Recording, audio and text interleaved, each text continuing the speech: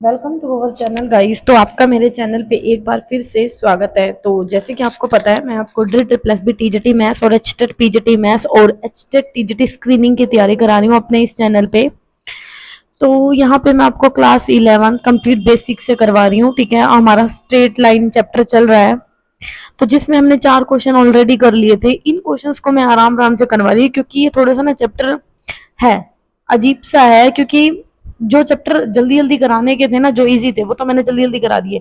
लेकिन एक ये स्ट्रेट लाइन और एक ये कोनिक सेक्शन, ये आपका मोस्ट इंपॉर्टेंट है, क्योंकि यहाँ से आपका बेसिक चीजें निकल के आ रही हैं, जो कि आपके आगे वाले क्वेश्चंस में क्या होंगी, काम आएंगी। ठीक है, तो चलो अब स्टार्ट करते हैं ज्यादा टाइम ना लेते हुए।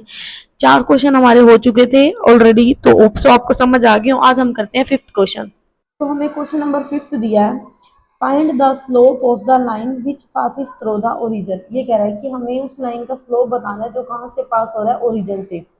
And mid point of the line segment joining the point 0 -4 8। अभी इस क्वेश्चन को कैसे करेंगे, पहले ना मिड पॉइंट वाला कंसेप्ट निकाल लो। मिड पॉइंट हमारा क्या बोलता है, 0 - 4, और दूसरा क्या बोल दिया, 8 × 0। ठीक है, मिड पॉइंट निकालने का फॉर्मूला क्या होता था, फर्स्ट के बारे में एक्स को मान लो x1 y1 x2 y2। ठीक है, x1 + x2 divide by 2, and यहाँ से क्या निकल जाएगा, -4 + 0/2। ठीक है, यहाँ से पॉइंट क्या निकल जाएगा, 4, और यहाँ से आपका क्या निकल जाएगा, 2। इनके आपका मिड पॉइंट के जो पॉइंट निकल गए वो कितने निकल गए, 4 - 2। ठीक है, अब इसने बोला है कि हमें स्लोप निकालनी है कहाँ से, वो जो लाइन है ओरिजिन से और इसके मिड पॉइंट से। मिड पॉइंट तो ये निकल गया, ठीक है, ओरिजिन क्या हो गया, 0 0। अब निकाल लो स्लोप। स्लोप निकालने का फॉर्मूला मैंने आपको क्या बताया था, दो पॉइंट के ऊपर, y2 माइनस में y1 इंटू में x2 माइनस में x1। अब ये x1 है, ये y1 है, ये x2 है, ये y2 है। तो y2 क्या दे दिया, -2 माइनस में 0 डिवाइड में कितना आ जाएगा आपका, x2 कितना है आपका, 4 - 0। तो यहाँ से आपका क्या निकल जाएगा, -1/2। तो होप सो आपको ये वाला क्वेश्चन समझ आया कैसे निकालनी है स्लोप। ठीक है, यहाँ पे देख लो आंसर आपका -1/2। तो होप सो गाइस आपको यहाँ तक समझ आ गया। नेक्स्ट क्वेश्चन हमें दिया है, जो बताने का होगा ना इसमें बता दूंगी, जो समझाने का होगा वो इसमें समझा दूंगी।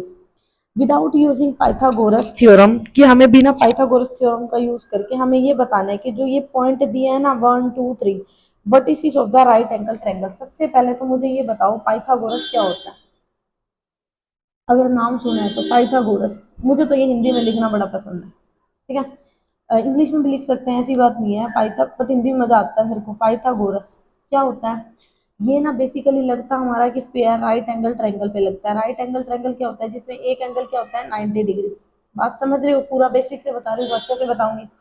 पाइथागोरस क्या बोलता है, पाइथागोरस ये बोलता है कि AC का whole square is equal to AB का होल स्क्वायर प्लस BC का होल स्क्वायर।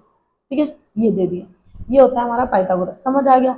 अब इसने कहा है कि जो आपको ये वर्टिसेस दी है ना, ये मतलब हमें ये प्रूफ करके बताना है कि जो ये पाइथागोरस दिया है, कि बिना पाइथागोरस का यूज करके जो ये वर्टिसेस दिए है ना, ये राइट एंगल ट्रायंगल पे हैं। अब राइट एंगल ट्रायंगल आते ही माइंड में आना चाहिए, राइट एंगल ट्रायंगल का मतलब होता है परपेंडिकुलर। ठीक है, और परपेंडिकुलर के लिए मैंने आपको कंडीशन बताई थी कि m1 इंटू m2 क्या होना चाहिए, -1। दोनों का स्लोप का मल्टीप्लाई कितना होना चाहिए, -1। अब स्लोप निकालोगे कैसे, यहाँ पे आपको एक पॉइंट दे दिया 4 × 4, यहाँ पे कितना दे दिया 3 × 5, और यहाँ क्या दे दिया -1 इंटू -1। एक बार पकड़ो इस दोनों लाइन को। ठीक है, यहाँ से निकाल लोगे, देखो x1 y1 x2 y2। ठीक है, y2 माइनस में y1 यानी 4 - 5 क्या आ जाएगा, 1/4, और यहाँ से 3 - 4 करोगे तो क्या आ जाएगा, 1। यानी कि यहाँ से अब देखो, यहाँ पे जब 5 - 4 करोगे तो ऊपर कितना आ गया, 1 आ गया, एंड 3 - 4 करोगे तो भी क्या आ गया, 1। ठीक है, देख लेना, 3 - 4 यानी -1 इज इक्वल टू -1। एक का क्या आ जाएगा, -1 आ जाएगा। दूसरा, दूसरे के लिए ये पॉइंट ले लो, चाहे ये पॉइंट पकड़ लो, आपकी मर्जी है। AC लोगे, AC ले लो। AC क्या लोगे, -1 प्लस का 4 कितना हो गया, -4 - 1 कितना हो गया, माइनस का 5, एंड 1 - 4 ये कितना हो जाएगा, 1 प्लस का 4, क्योंकि y2 - y1 करते हैं ना, तो ये क्या हो जाएगी चीजें प्लस, यानी आप प्लस, ये क्या हो जाएगा आपका 1 हो जाएगा प्लस का, क्योंकि नीचे माइनस आ रहा है। अब इन दोनों की जब आप मल्टीप्लाई करोगे ना, ये मल्टीप्लाई करते ही क्या इसका आंसर -1 आ रहा है, यस आ रहा है। अगर ये आंसर -1 आ रहा है तो हम यहाँ पे कहेंगे कि जो आपका ये वाला वर्टिसेस है ये क्या है, परपेंडिकुलर। होप सो गाइस आपको यहाँ तक समझ आ गया, कर लोगे ना, ये देख लो इसका सोल्यूशन पूरा। नेक्स्ट हमें क्वेश्चन दिया है, find the slope of the line which make the angle 30 degree with the positive direction of the Y axis. ये कह रहा है कि मान लो ये एक्स एक्सिस है, इसकी पॉजिटिव डायरेक्शन, और ये कहाँ मेजर कर रहा है, एंटी क्लॉकवाइज। एंटी क्लॉकवाइज जा रहा है कि यहाँ पे क्या बना रहा है, 30 डिग्री बना रहा है। ठीक है, हमें क्या निकालना है, स्लोप निकालना है। स्लोप निकालने का फॉर्मूला क्या होता है, मैंने आपको एक टेंजेंट थीटा का फॉर्मूला बताया था। टेंजेंट थीटा का मतलब क्या होता है, एम। ठीक है, यहाँ पे आपको वही वाली चीज लगानी है। अब इसने क्या बोला है कि find the slope of the line which make the angle with positive direction of the Y axis. अब यहाँ पे वाई एक्सिस की क्या बतानी है, पॉजिटिव डायरेक्शन बतानी है। ठीक है, यहाँ पे इसने क्या बोल दिया, यहाँ पे ना मेरे को क्वेश्चन मेरा गड़बड़ लगी है, क्योंकि यहाँ तो वाई एक्सिस और यहाँ पे ना नीचे एक्स एक्सिस दे रखा है, तो यहाँ पे ना एक्स एक्सिस आएगा। ये कह रहा है कि हमें स्लोप बताना है जब एंगल दे रखा है 30 डिग्री। इसने कह दिया मेजर, ये मेजरमेंट एंगल कितना है, 30 डिग्री। इसको ना positive direction of x axis में लेके जाना है। पॉजिटिव डायरेक्शन एक्स एक्सिस यानी कि फर्स्ट कॉर्नर में लेके जाना है। अब जब आप इसको इधर लेके जाओगे तो यहाँ से जब ये एंगल मुड़ेगा यानी कि 90 पे आएगा। 30 प्लस 90 क्या होता है, 120। तो टेंजेंट 120 कैसे निकालोगे, 180 में से 60 को माइनस करोगे तो टेंजेंट -60 डिग्री यानी कि -√3 आंसर इसका आ जाएगा। तो होप सो ये कर लोगे। इसके बाद जो नेक्स्ट वाला है ना, ये भी सेम है। ये सेम क्या है, ये मैंने आपको बताया भी था कि कोई भी हमारे जब तीन पॉइंट दे रखे हैं वो कोलिनियर कब आते हैं, कोलिनियर कब आएंगे, जब उनका क्या होगा, ट्रायंगल के केस में तो एरिया क्या होता था, 0, और कोलिनियर होता था जब वो एक ही पॉइंट पे लाई करेंगे। Find the value of the X which the point x-1 2 1 4 1 are the collinear. इसने बोल दिया कोलिनियर। ठीक है, अब इसने ए बी सी, मान लो ट्रायंगल बना ही लो तुम, अगर कोलिनियर बना रहे हो ए बी सी। अब यहाँ पे पहले ए बी ले लो। ए बी के लिए पॉइंट क्या दे दिया, x-1, और यहाँ कितना दे दिया 2 1। ठीक है, और सी में कितना दे दिया आपको 4 and 5।